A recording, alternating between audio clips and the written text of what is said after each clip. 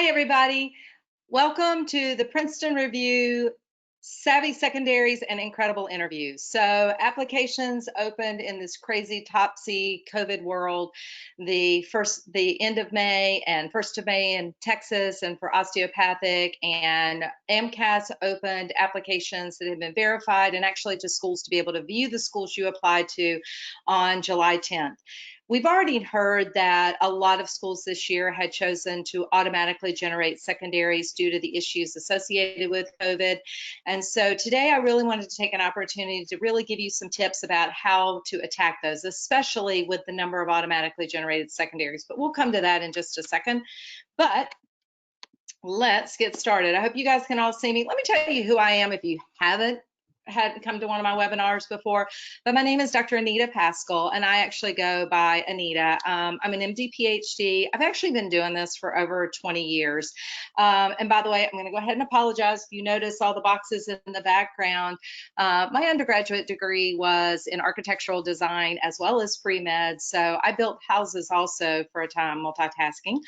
And so we're actually preparing to leave. So I'm not like in a warehouse or whatever, but I am broadcasting from my home. And I have been doing this for over 20 years. And part of this is I've been on the same side that most of you guys are. So being an MD, I've been like you. I was the bright-eyed and bushy-tailed medical student, aspiring to go to med school, all of the things, trying to get all my ducks in a row, doing all the things and articulating that. And I will tell you, I know a lot of you guys have been just beleaguered with this whole Mcat test dates and where we are, and been there, right there with you. Actually, so I'm like a dinosaur. Like I said, I've been doing this for over 20 years. When I actually took the Mcat, it was only offered 3 times a year. Once in April, because there were a whole lot less of us. I'm a dinosaur, remember. Once in April, once in August, and once in October. So I actually took my test in April, did very poorly because I did not study, because nobody told me I was supposed to. Studied throughout the summer and retook in August. So right there with you guys with all those anxieties. And I do recall that when I took my first Mcat test, and I had done all the right things. I had this 4.0 GPA. I was president of things. I had over 5,000 hours of clinical experience. And I was like, I got my act together. And then I bombed my Mcat. And I remember going to see the dean at UNC Chapel Hill, because I'm from North Carolina. And I sat down with him, and he looked at my information and looked at my test score, and he goes, so what else do you want to do with your life? And it kind of hit me that I might not be going to med school right then. So, but as you will see, that wasn't the end of the road, and anything is achievable if you put your mind to it. So I got my MD from UNC Chapel Hill. My background is actually reproductive health and family planning, being double boarded in family medicine and OBGYN. I also received a master's in education from Wake Forest and 2 PhDs in physiology and pharmacology. Guys, do not be impressed. I didn't want to get a job.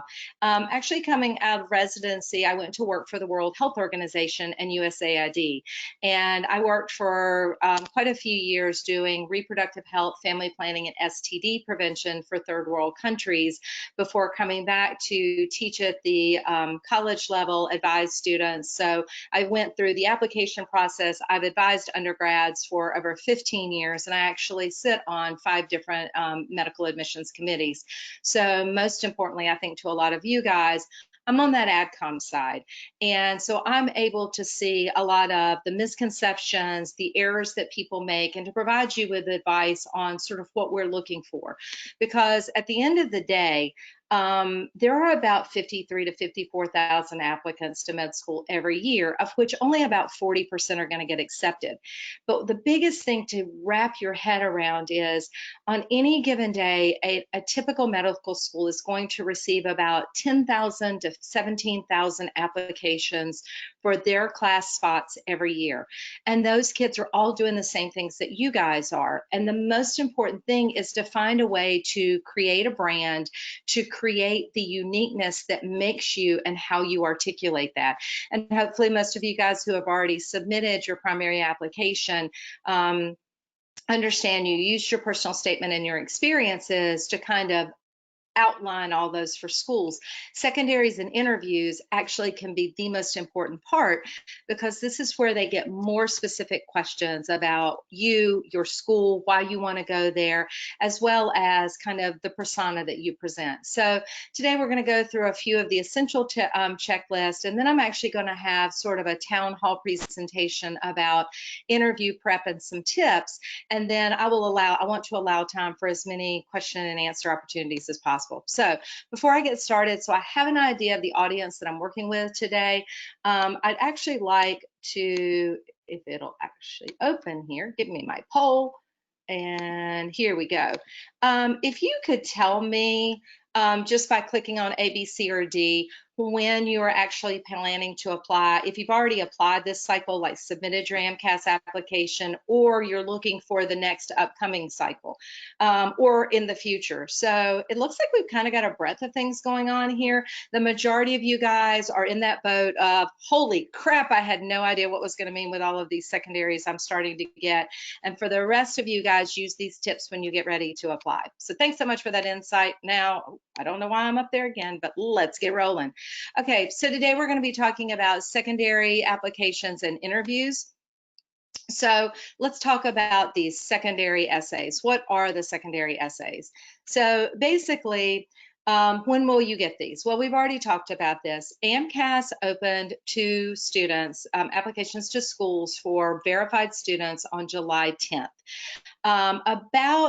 I would say this year, typically in a given year, it's about 80 to 90% of schools automatically generate secondaries. It's probably going to be closer to like 95, which means they're going to automatically send a secondary to anybody who applies to their program. Of the 5 schools that I work with, every single one of them automatically generates a secondary.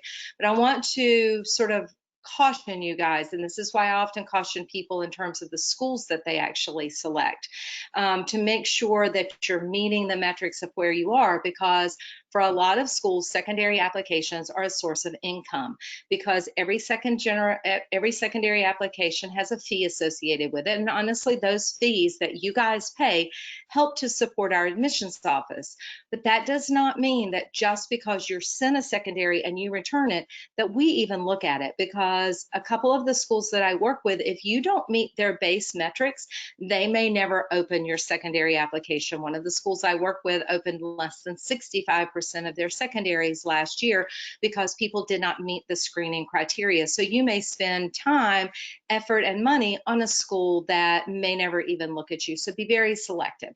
Now, again, some schools will automatically generate them on July 10th when they realize that you've applied. Others will wait until you're actually verified. I know a lot of folks are waiting right now to receive their first Mcat score due to the cancellations to submit their applications. What we recommended here at the Princeton Review and the med schools I work with is, if you did not have an Mcat score, and if based on a low score, you might potentially not continue in this process, we recommended that you submit to one super reach school that you would never get accepted to or care about, so that if you decided to withdraw after receiving your scores, you would only be considered a reapplicant at that one school. And here's the point. Any school that you submit a primary application to, if you do nothing else in the process, God forbid you get a really bad score, you decide to wait, re-prepare, and apply next year, hopefully post-COVID and whatever, because this year's going to be crazy anyway, then you would only be a reapplicant to that one school.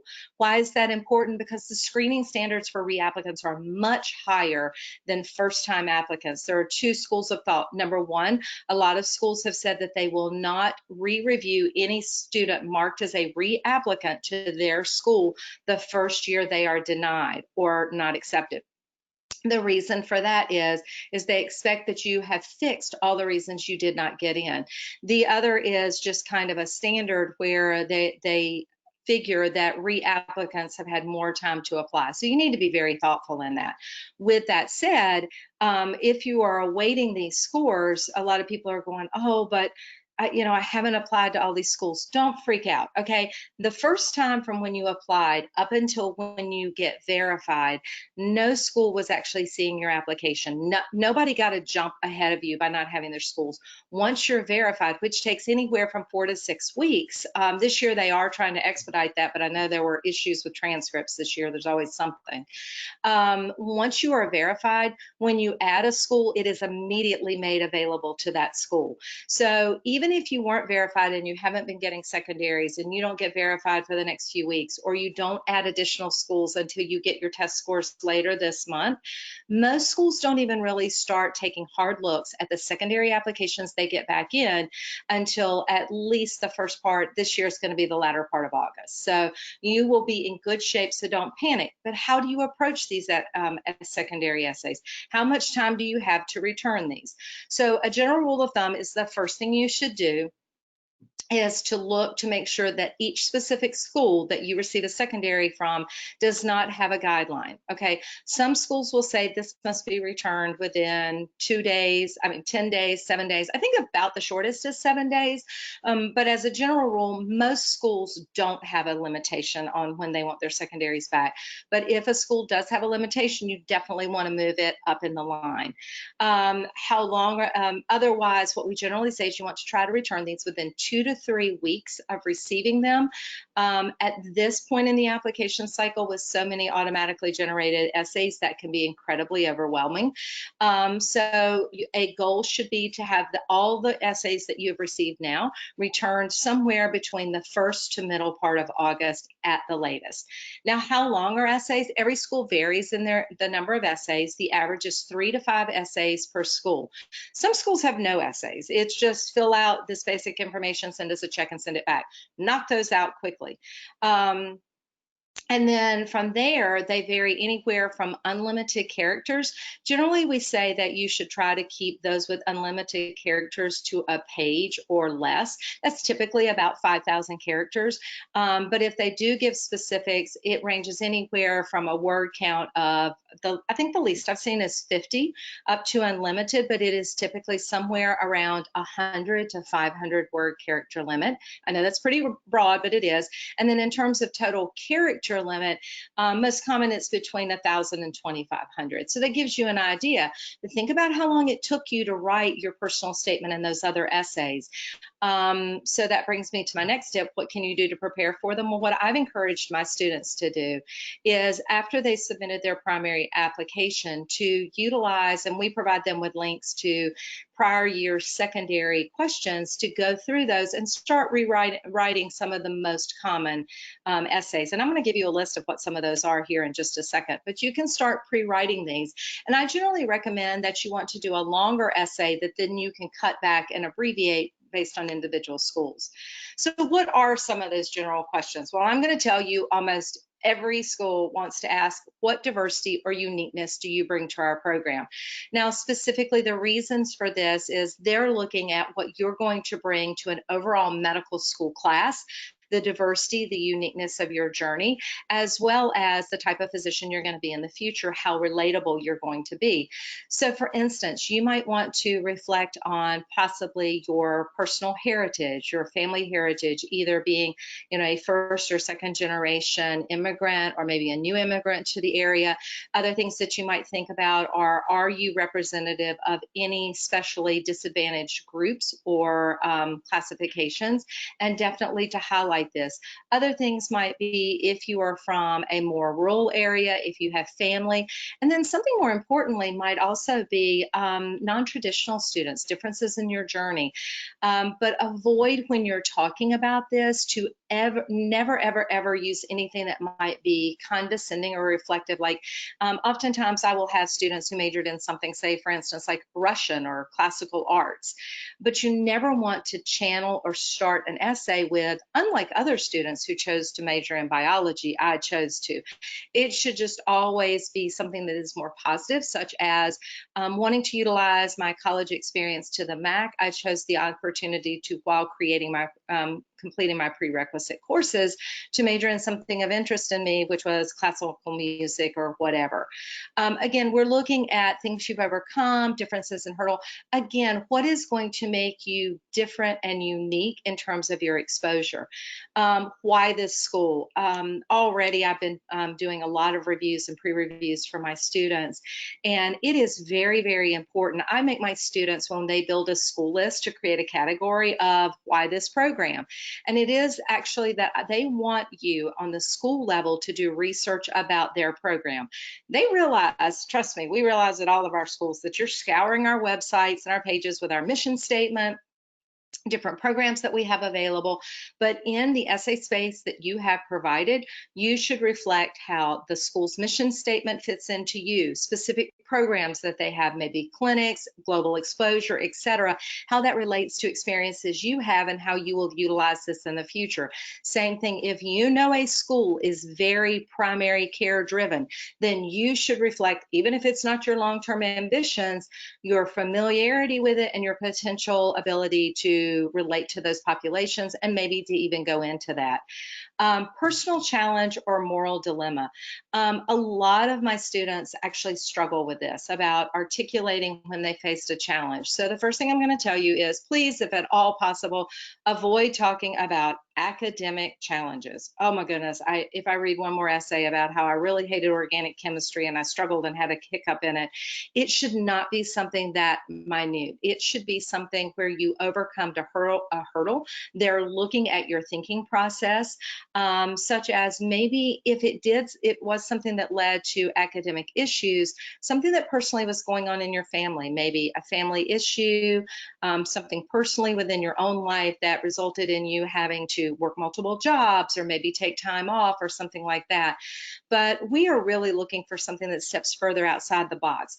Whenever you are talking about these specific challenges, though, also remember that the reader does not necessarily have the context of the information that you do. So you want to make sure to think about things to say, like, the summer of my sophomore year of college, my mother was diagnosed with breast cancer that impacted such and such and such and such. So make sure that you give us a frame of reference so that we can understand the who, what, when, and where things happen in a very simplistic manner. Additional information. Oftentimes schools will say, is there anything else that you want to share with the committee? Now, this is an opportunity, and you really have to balance this, because oftentimes students want to discuss academic struggles, their test score, and things like that. You have to balance and temper this, okay? I actually struggled with this morning, where I had a student who made some slight increases in an Mcat testing after restudying this year, etc. Grades were still, the Mcat score was still right at the threshold. There wasn't a significant improvement, but the knee-jerk response was, I want to call the schools and explain why I didn't do as well. There is no way, shape, form, or fashion that is not going to be perceived as an excuse.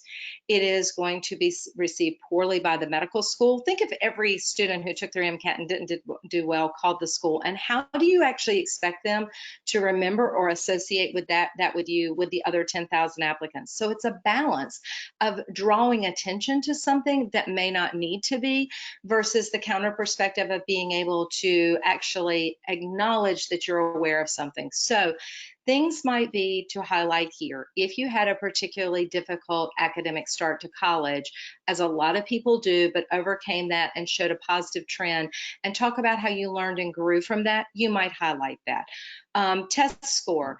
If you have repeated attempts that are not strong, but you've got a very strong application otherwise, academically, etc., this would be an opportunity to maybe highlight that in high school you did not do particularly well on your ACT, SAT, you had test anxiety, etc. But you don't want to spend too much time on this, because remember, the reason that Mcat scores are weighted so heavily is that Mcat scores are thought to reflect future board scores. Future board scores determine your residency placement. Match rates determine the money we get back at the school from the national level for funding. So that's why we put so much weight on those. Other things, though, that you could use this for might be to further explain any possible hiccups in your application, such as there is a space where you list any academic or integrity issues at your school. Might give you an opportunity to not only expand on this, but to show growth. But here's an opportunity for you to highlight maybe something that you couldn't list in your application, their questions didn't ask about, that you think is unique about you.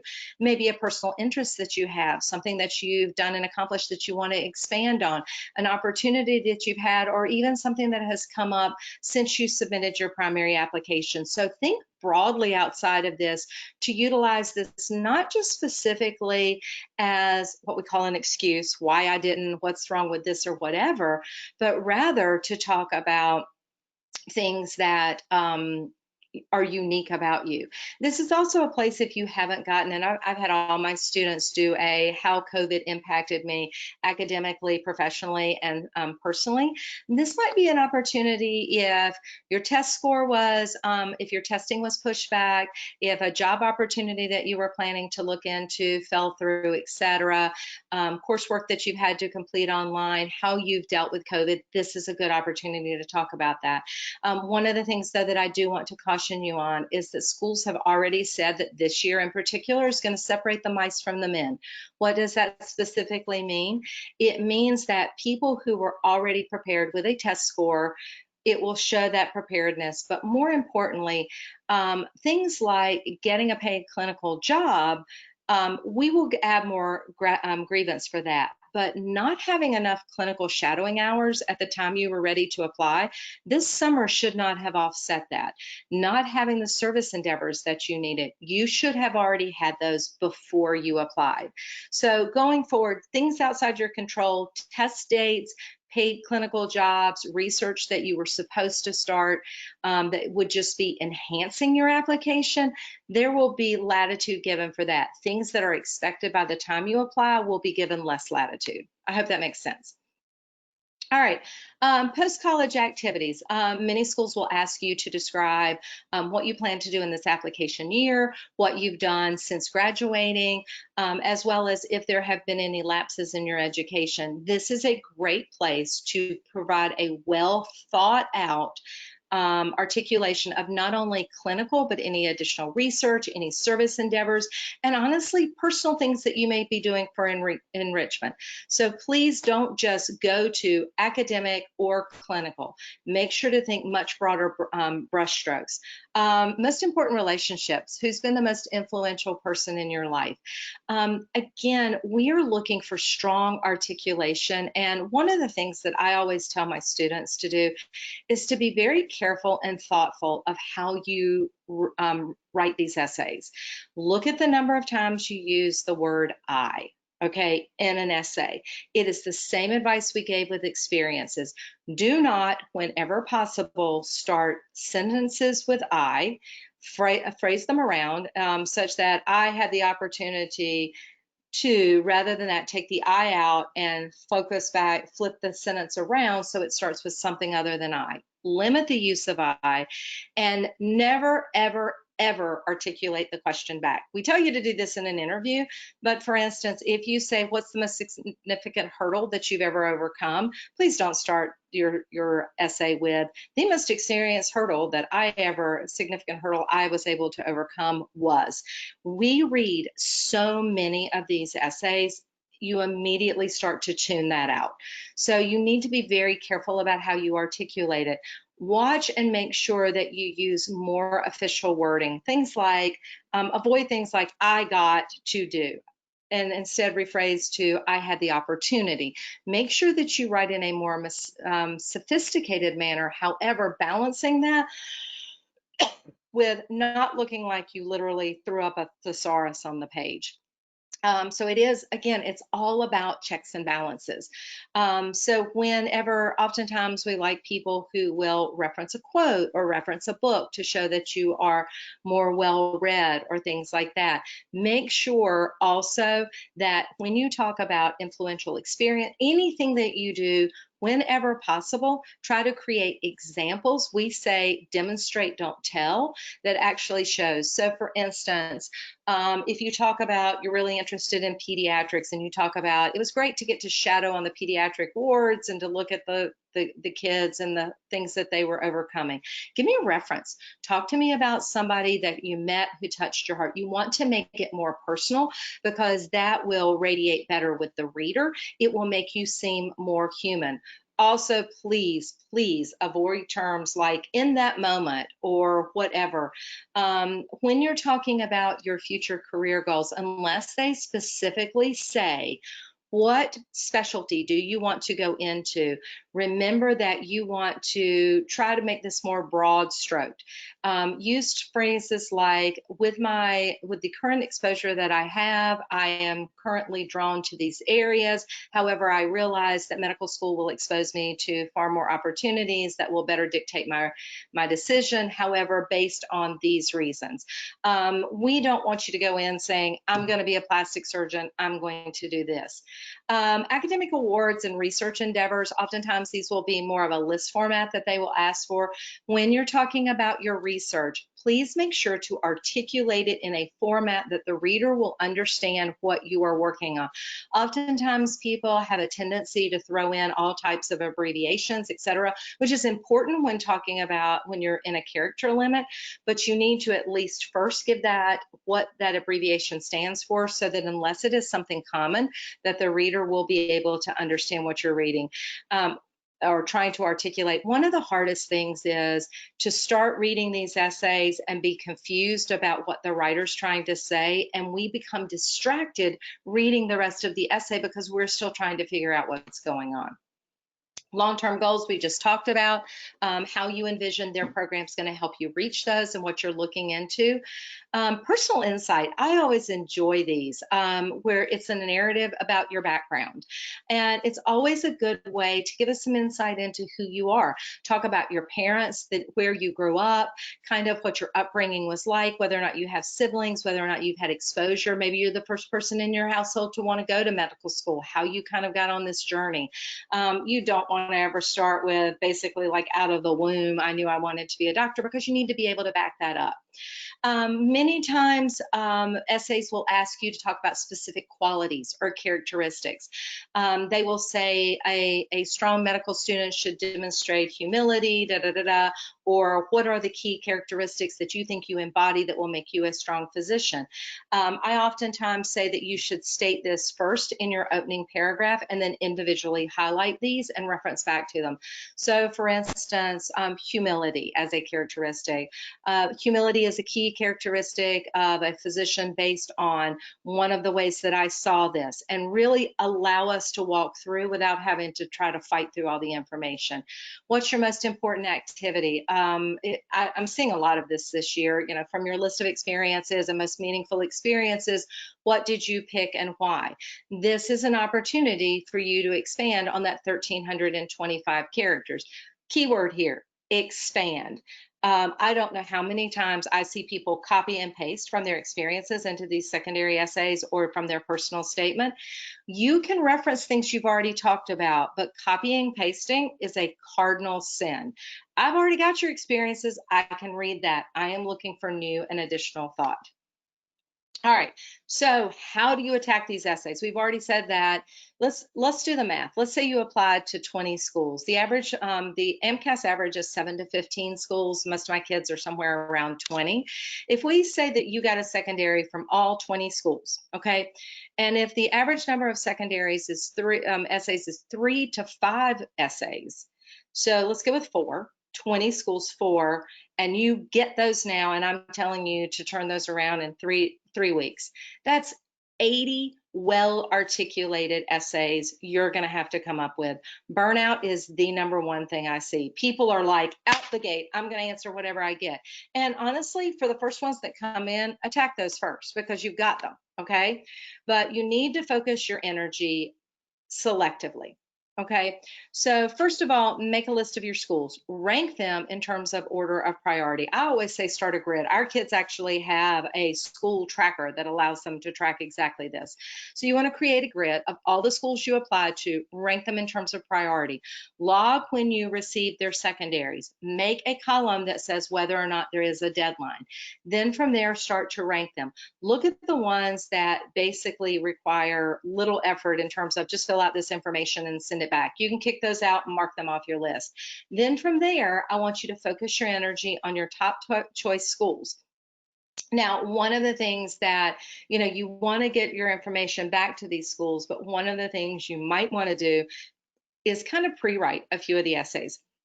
Look at the essays at your top choice schools, see how they overlap with maybe corresponding schools, and knock a couple of those out so that then you can take those core essays and sort of sit on them for a bit and put them back in, or wait until you've written a few of them to add them in to these top choice schools so you can get a blending of those.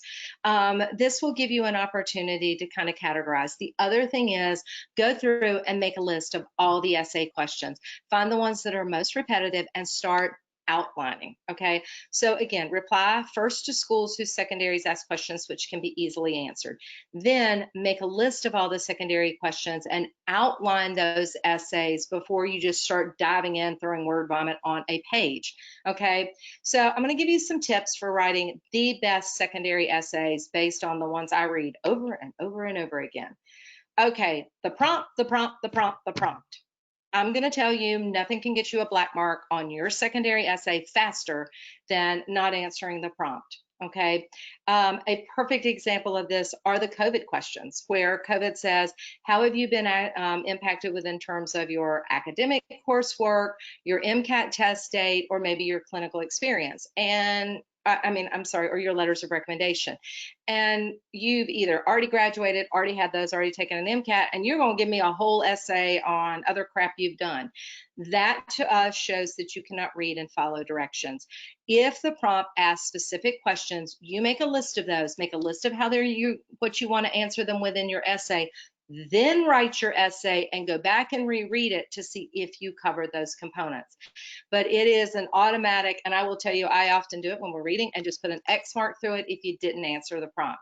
There may be multiple parts to that prompt. Make sure you address all of these, but also don't answer things they don't ask you about.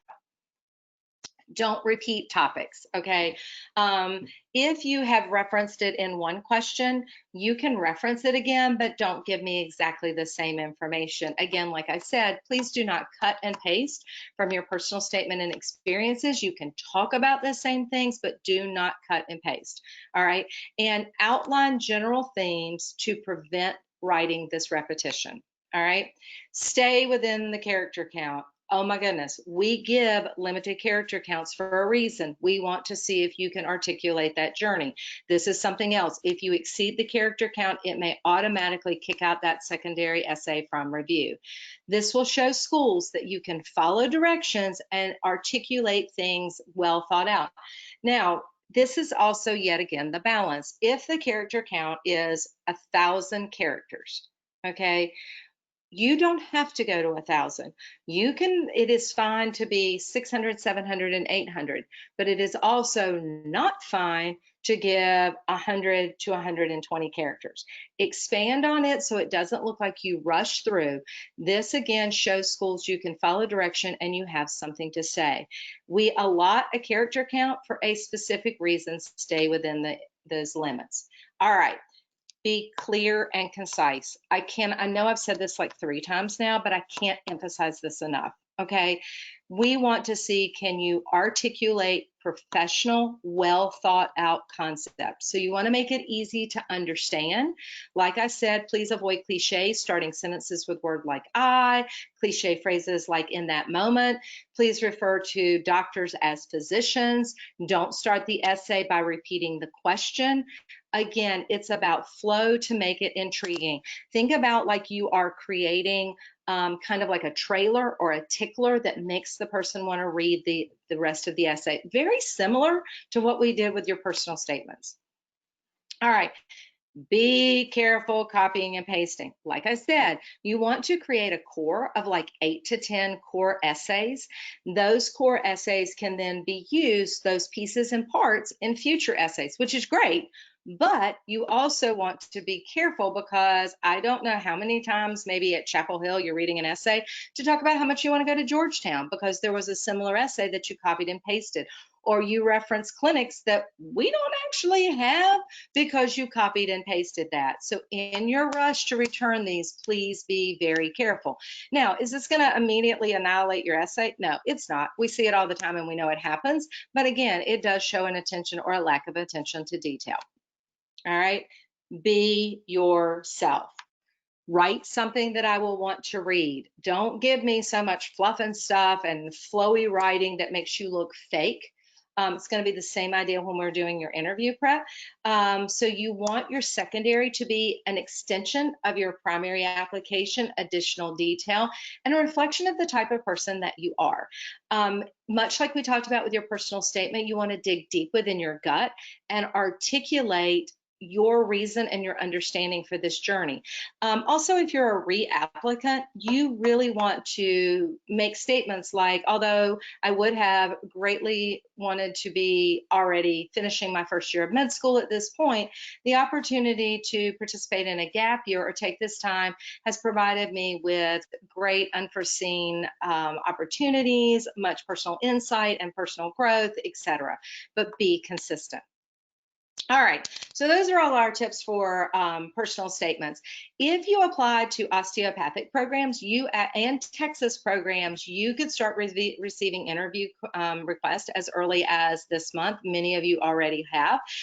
For MD programs, again, both of these across the board this year are going to be much more difficult. By the way, I meant to mention to you guys, and I apologize for forgetting to do this, but if you have questions during the process of this, please just put them in the chat box and I will come back to them when I'm finished and try to answer all that I possibly can. So you got your primary application in, you submitted your secondary, and you get that all important interview invite. And I will tell you that at many programs, so the first thing you should remember is if you are offered an interview, regardless of where your test score falls or whatever, it means that you have met enough of our metrics that if you come in and we have enough spots that you really do well in your interview, you've already met the credentials that we said we would accept you.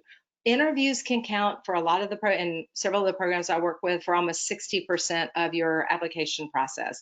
So the initial screen is going to be on your GPA and your Mcat. Our second screens are almost always on experiences, how they fall out and how you are balanced out in terms of clinical exposure, research exposure, service endeavors, etc. Then the personal statement gives us a little insight into you. Personal statements are actually far more commonly used prior to the interview process to gain a little more insight into the applicant, not in terms of generating interviews. That actually comes from those initial screenings followed by your responses on your secondaries. Your personal statement will actually be often where we get tidbits to ask you questions during your interview. So once you get this all-important interview, the first thing is to respond in a timely manner to obtain responses. And it's going to be very interesting to see how we're even going to handle those this year because we're still vacillating between virtual interviews, in-person interviews, etc. But the policy, the practices are still going to remain the same. So the first is going to be to look and act professional at all times. Your interview does not start when you sit down in that chair and get asked the first questions. Your interview actually starts before that. The way you handle accepting your response. And then most importantly, the minute you walk in the door. Okay, how you look and how you present yourself. So the way you dress, your presentation, the way you carry yourself, your eye contact, your tone of voice, the way you interact with your interview people providing your interview, as well as the other interviewees during the day. So the first is think about the way that you dress. I'm going to come back to that. Be prepared for any and all possible questions. We hear some of the same answers over and over. Highlight your unique selling points and review your application and research the school. So let's go through this. Let's start with the first, how you look, how you dress. So for guys, typically what we say is it should be a suit. It should always be a suit, not a coat, jacket, and slacks, but a suit. You have been waiting your whole life for this interview, so invest in it. If you can't afford a suit and you don't own one, look for secondhand thrift shops. Get the suit fitted. You can find great bargains on these and opportunities for that. Typically, what we say is a darker suit. Again, these are guidelines, not rules. A darker suit, most commonly charcoal or charcoal. Navy blue is big in these days for some reason, but charcoal, navy blue, or black. The other thing is, I see this over and over: dark suit, white shirt, red and black tie. I have a host of penguins marching through admissions offices because you all look exactly alike. You're blend masters. You want to look professional, but you also want to be unique. Same thing for you women too. Okay, typically a dark suit. Then I recommend for men, you pick a power tie that works well with your suit. Pick the tie first, and then pick a shirt, preferably a colored shirt, not a white shirt, that will pull a color from that tie. Again, you go, how important that can that be? Oh, it's very important. When my son, who is now an ER resident, interviewed for med school, he said that literally every single interview that he went to, they commented on his suit. He picked a different shirt and tie for every interview that kind of blended with the school's look. So when he interviewed at Chapel Hill, he wore a light blue shirt with his navy blue suit and a very, very dynamic tie. When he interviewed at Wake Forest, he actually wore his dark charcoal suit with a gray shirt with a gold, black, and gray tie. And when he first put it together, I was like, I'm not sure about this. When he put it on, it was so striking. Everyone commented on it. It will make you memorable. And I want you to think about, if you're ever out and you feel like you're sharp dressed, it changes your whole confidence. But if somebody compliments you on your attire, or if you're out and you notice somebody who has on a very striking outfit, it automatically engenders kind of an affinity, a likability of that person. The same thing, think about how your appearance is. For women, you often put these collared shirts on underneath those suits, and it's so frustrating because men have these nice little ties that keep their shirts all, uniform. For women, those shirt collars are all over the place. So I generally recommend that you pick a scoop or straight neck cami that really allows to draw the attention to your neckline without these collars all over the place. You want to pick a color that makes a statement, maybe what is one of your stronger colors that matches. So it's fine to wear red or pastel pink. I try to avoid seafoam pink green because it never seems to do well on anybody, but like purple or a bright blue or something that is a power color that will be very unique. I generally say try to avoid pearls, like pearl earrings or pearl necklaces. They're kind of cliche. It does not matter if you wear pants or a skirt, whatever you are most comfortable in. The other thing is, for men, make sure your shoes are polished. They match your outfit. Again, these are all very important because it shows whether or not you're put together. For women, you don't want to wear ballet flats. I know you're going to be walking, but pick a heel height that is somewhere between 1 inch and 3 inches. You don't want like those, stiletto heels or whatever, or cockroach stompers, but you do want something that is definitely a professional shoe. For women, earrings should not be, these are too long. Earrings should not dangle more than 1 inch, preferably a stud. And if you're going to wear a necklace, try to pick something that will have a subtle, memorable, unique pendant that the interviewer may remember. When you come into the interview room, whether it be when you're checking in or with your interviewee, you want to think about your presentation. You want to extend your hand. You want to introduce yourself. Hi, my name is Anita Paschall. What is your name? Nice to meet you. Allow them to return the greeting and create an icebreaker. When you are engaging with other interviewees in the room, you want to allow opportunity to ask questions of them and to listen to their responses. You guys think, what difference does that make? They're interviewing just like me. You would be amazed how oftentimes we are watching the interview dynamics because we want to know what kind of student you're going to be in the room. I cannot tell you the number of times where I've walked into a conference room before interviewees and they've like got their feet up on the table. I walked in the other day and a girl, one day when a girl was like writing a paper on her laptop, I'm like, where did you get your laptop? And she was like, I'm working on a paper. Yeah, you don't do that in your interview day. Put your cell phones on silent, put them away, put them in your pocketbook. Something else that women often ask is, what can I carry with me? Do I carry a portfolio? Generally, what I say for women is, if you're going to carry a binder, a portfolio, or something to put your information in, make sure it fits into your pocketbook. For men, same thing. Make sure, not your pocketbook, just make sure that it is simple. You're going to be carrying this stuff around all day, and put that phone away or leave it in your car. So again, once you've completed your interviews, you want to make sure that you also send a thank you note, unless the school specifically says not to send one. A very few schools will. You want to send your thank you note directly to the person that you interviewed with. Either get that information on interview day or look it up afterwards and send it directly to the school. This can be by email or by direct mail. But the other thing is, unless they say send it to their admissions committee, the admissions office is not your butler to deliver your thank you notes. Send them directly to the people you interviewed with. If it is an MMI structure, then you want to send an overall thank you note to the admissions office, thanking all the people who provided you with your MMI presence that day. It should be very simple.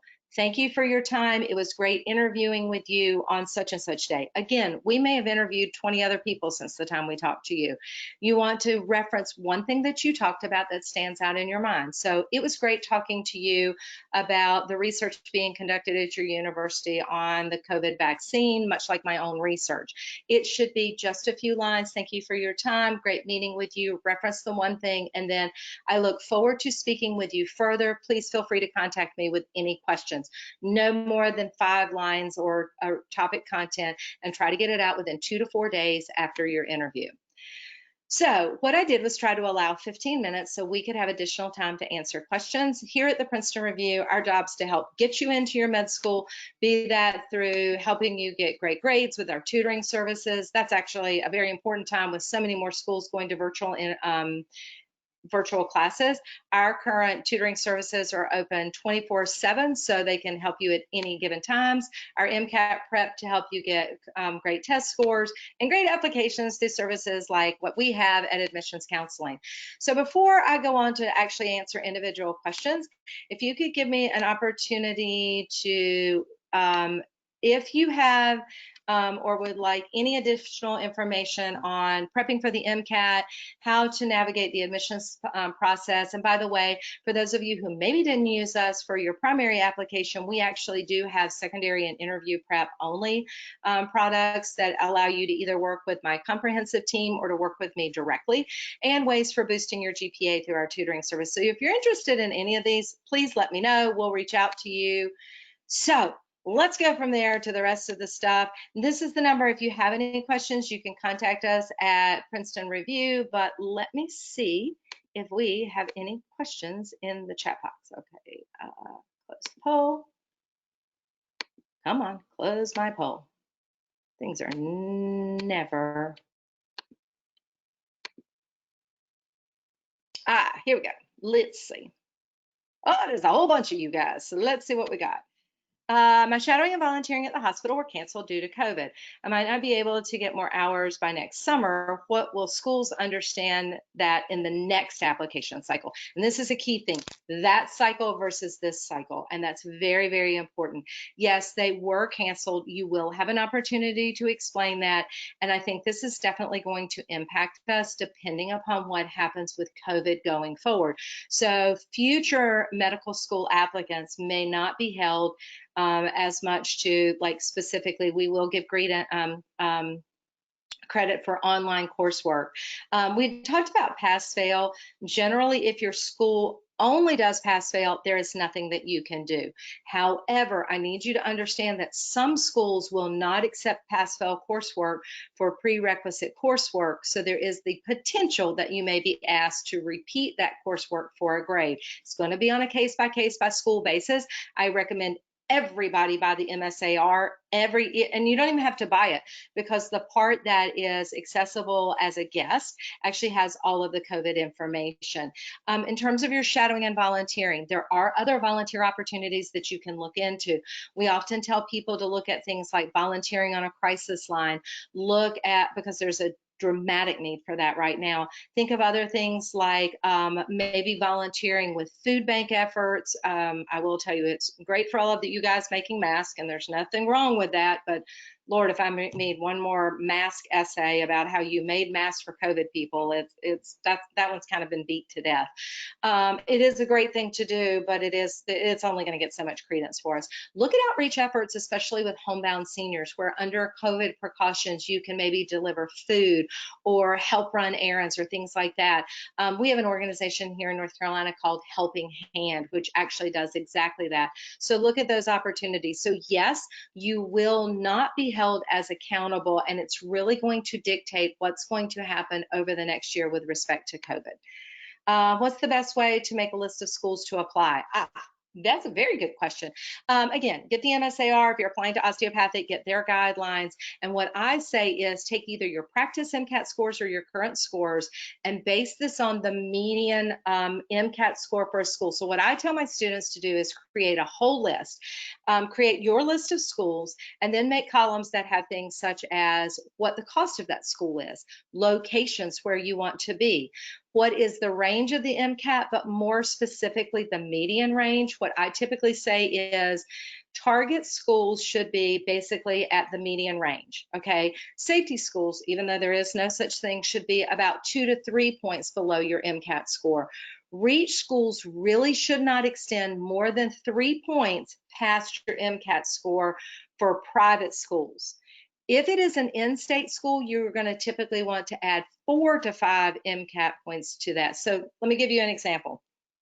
Let's say that you're looking at a public school whose average MCAT score is 512. If you are an out-of-state applicant, their typical screen as a public school is going to be, for out-of-state applicants, it's going to be about 2 points above that. So if their average in-state school is about 512, their average out-of-state school student is going to be 514 or above. So when you're figuring that, you need to figure, is it in-state or out-of-state with respect to you? If it is a private institution, it doesn't matter.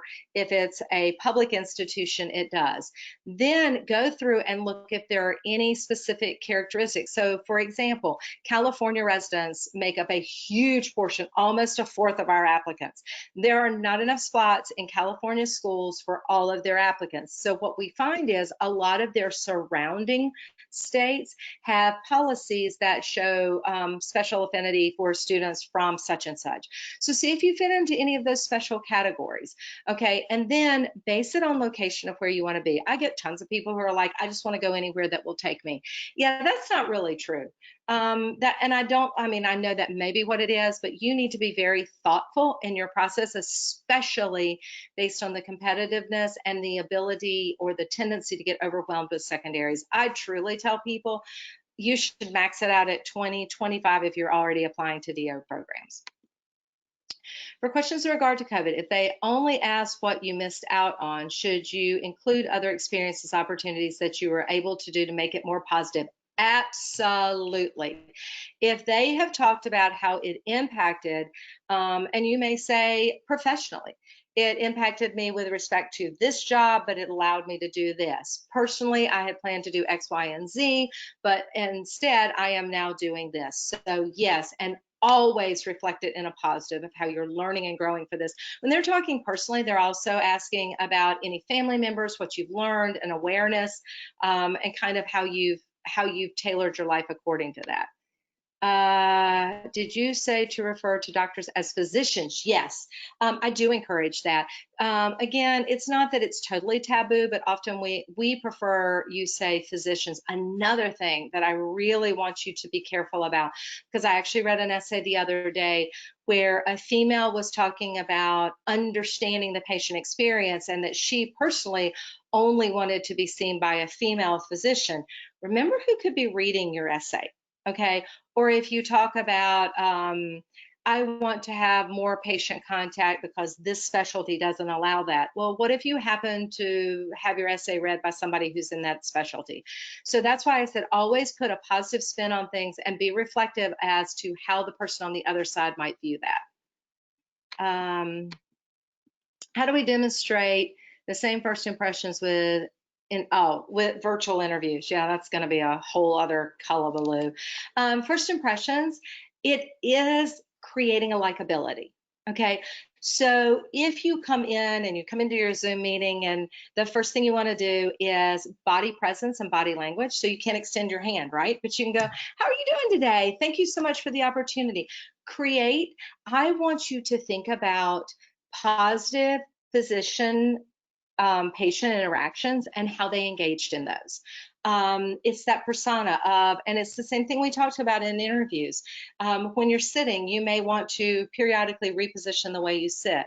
Lean in, lean back, be thoughtful. We're looking at, are you engaging? Do you have a good sense of space where you're comfortable talking to other people? And you can do that virtually as well. So one of the things that you really want to be aware of is your body language, your body presence, and inflections in your tone. And it can be very hard, but I'll be honest with you, as much as we FaceTime these days and as much as people have been doing Zoom meetings, I think we've kind of been in training for all of those. So think back of FaceTime conversations, Zoom conversations, and what was most effective and least effective in any of those. It's going to be a tough year. I'm going to tell you, my heart breaks for you guys, breaks for us on the committee side too. But it's just, you've been working your whole life for this time. And it's like everything is just a conundrum. And as if we weren't already grumpy enough on the admissions committee side with everything coming at us, which is also why I tell people not to call to try to justify Mcat, other scores, other questions. Wait out the process and realize everybody's going to be grumpy. What type of things should go into a portfolio? Ariel, can you provide me more additional information? Are you talking about your application portfolio, or are you talking about the portfolio that you're taking with you? I'm going to try to come back to that question down there. If you're talking about the portfolio that you're taking with you, people often say, oh, should I bring my resume or my CV? No, no, no, no, no. This is not a job interview. That portfolio is strictly as a place for you to put information that you get that day. But let's say if there's something interesting about you. So my son, when he went for his interview, is an amazing woodworker. He does all kinds of really cool carvings and things like that. And he actually said that half of his interviewees were more interested in some of the work that he carved. So he actually brought photos of some of the things he had done, as well as a couple of things that fit in his portfolio that he had done. So maybe if you're an artist, or if you've done 3D modeling or something like that, that is always something kind of to drop in your pocketbook or to bring or whatever. That is kind of enlightening. One of my students during one of the interviews actually, and again, it wasn't like trying to bribe, but did 3D printing and had made little 3D giveaways that had the School of Medicine with like a little skull on the top of it. It was like so cool. It's like one of the greatest gifts I ever got. So, I mean, it's you want to be unique, but you don't want to appear pushy. Again, it's a fine line. If you're talking about your overall portfolio, get back with me, because I actually have on our website with our other webinars, personal statements and experiences. I have a whole list of things that should be in that part of your portfolio. Is it better to email than to provide a physical note? It's half dozen one and of the other. It really is not considered impersonal to email. A physical note is great. However, I'm going to say during this application season, with so many people working more remotely, it may be better to email, realizing that more people may be on furlough or remote. I decided I wanted to email you just to say thank you. Should the thank yous be by email, which just sort of answered that question. So we got that. Also, how many shadowing and volunteering hours are a good amount? So generally what we say, and again, I'll reference back to that presentation and my tips that are online. Generally when we say for shadowing, a threshold is 100 hours of shadowing in at least 3 to 5 different disciplines. We always, always, always say quality over quantity, meaning I would rather see 100 hours in a total in 3 to 5 different areas, including one must be primary care, be that family medicine, pediatrics, OBGYN, internal medicine if it is not a specialty. But 3 to 5 different areas that also include maybe surgery or cardiology or whatever, versus 500 hours in ophthalmology. I don't even care if that's your area of interest. We would rather see the diversity. So you've understood the different types of practices and practice settings that you might be studying in.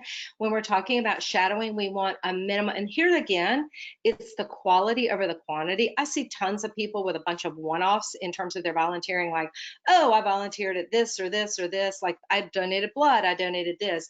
It's something over a continuum, ideally 6 months in, for at least 50 hours done on a regular basis, where you actually push yourself outside your own comfort zone. Oftentimes a good example would be volunteering with hospice, volunteering for a year with people at the end of their life, and understanding that process is of way more value than a blood drive.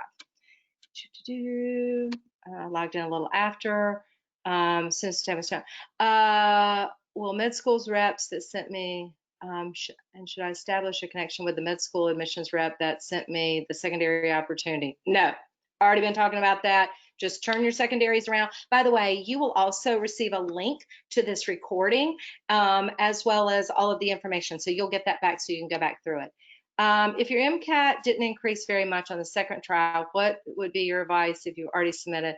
Went from 507 to 509. Here's the good thing to know. A lot of schools will average these. Actually, over 50% of schools will take the combined best. So if you went up in different categories, it may not actually be a 509. It may be more like a 511 or 512, which is good. You want to make sure that you did not go down in, significantly. I think, though, typically what we say is an increase of 3 or more points is considered significant. However, in COVID, there's going to be a lot more leniency, knowing the reduced test time, as well as the mask conditions, etc. I would not worry about it. That will get you through the majority of the screens.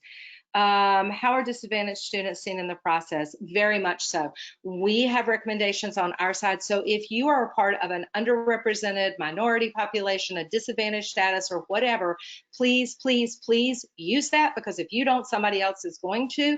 For us, we are also trying to create a broader type of class, plus we have certain metrics that we're trying to meet. So for instance, if you're talking about, if you're a minority, our African-American population, we already know that some of the ranges for admissions for GPA and Mcat are somewhat lower for minority applicants, but we have huge populations of Hispanic, Latino, all types of populations that need to be represented. We need healthcare workers from small rural communities. We need Latino applicants. We need first generation college. We need minority applicants. So please, by all indications, take advantage of those opportunities, because you are part of our healthcare for the future in these increasing populations. Please use it to your advantage. If you're 4 or 5 points above a median, should it's interesting. You talk about if you have an Mcat score that is significantly above the median, will that make the school more or less likely? For some schools, and this is the rule, if the school has a lower Mcat score, they will typically take a small, so let's say their average is 507, 508. And your Mcat score is 514, 515. That's significantly above theirs. There is actually a fair number of those students that they will automatically deny, because they assume you're going to get in somewhere else and you're just using them as a cushy backup. So there is a balance in that. If a school has a kind of a normal range, more like 512 to 515, and you're above that, I wouldn't worry about it. So it really is a balance. If a school is right on that border, like 510 to 512, and you're a 515, 518, you may be very attractive to them. So it really depends on what their lower median is. Are masks allowed during virtual interview? My schools require students to wear a mask everywhere. During a virtual interview, generally these will be conducted within a home area that will allow you to better not wear a mask. If you have to wear it, I would recommend that you explain it. And I would also recommend investing in a face shield, or one of the masks that actually allows you to be able to see somebody's mouth within the interview. So thank you for answering my question. And man, we nailed it here. We got through these questions. We got through all our content.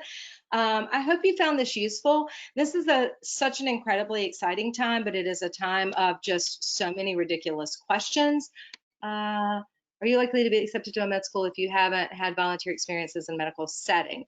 Actually, by the way, we prefer volunteer experiences outside the clinical setting, things in addition to just I volunteered and shadowed in a hospital.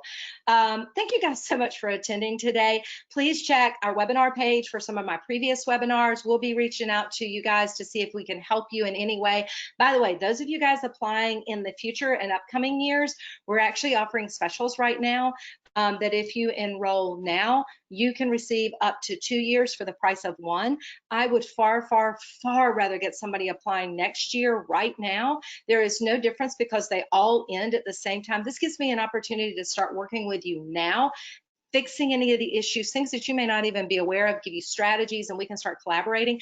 The other thing is I actually start working on personal statements and experiences with next year's applicants the end of this year. I do their initial reviews in January through April. So when applications open, bam, in May, we get everything keyed in.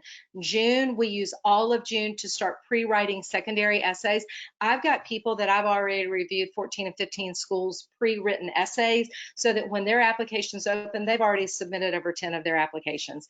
That is the way to do it, to be very thoughtful in it. And we're here to help you do that, especially me. Again, guys, my goal is to help you achieve your dreams just like I did. So tune in to future webinars. I actually have a webinar scheduled for October where we'll go through the whole applicant timeline and tips. And if you're in any of our existing TPR classes, next month I will be hosting a Next Med Advantage, which, by the way, if you do TPR classes, I do town halls every quarter where it's just me and the people in our classes so I can answer all your questions one-on-one. Thank you guys so much, and hope you have a great day. Stay safe, wash your paws, wear your mask.